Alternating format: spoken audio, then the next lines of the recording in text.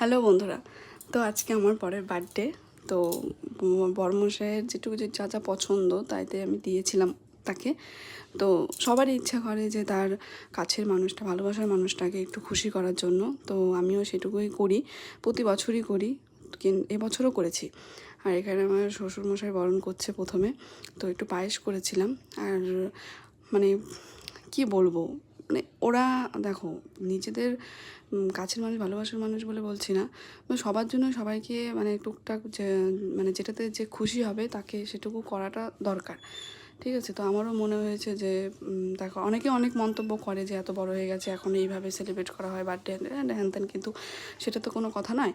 যে যেমনভাবে খুশি মানে করতে পারে, হয়তো আমি পয়সার দিক দিয়ে বা অতটাভাবে সাহায্য করতে পারি না, কিন্তু তারপরেও তার ছোটো ছোটো ইচ্ছেগুলো সেগুলো অন্তত পূরণ করার চেষ্টা করি। তো সেভাবে আমার বর আগে কোনো সময় বার্থডে সেলিব্রেট করেনি। তো আমার বিয়ে হওয়ার আগে থেকে বা বিয়ের পর থেকে আমি মানে তার জন্মদিনটা পালন করি। তো এখানে আমার ভাসুর বরণ করছিল, ওই টুকটাক শুধু একটু পায়েস খাইয়ে দিয়েছে, হয়ে গেছে। তো এখানে আমি খুব হাসাহাসি করছিলাম আমার বর আর আমার ভাসুরকে নিয়ে।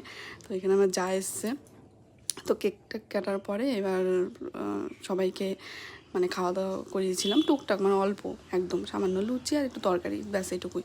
তো এখানে আমার ভাসুর ভিডিও করতেই ব্যস্ত, মানে ছোট্ট করে হলেও কী হবে, এমন মনে হচ্ছিলো যেরকম সেই প্রচুর বড় একটা অনুষ্ঠান।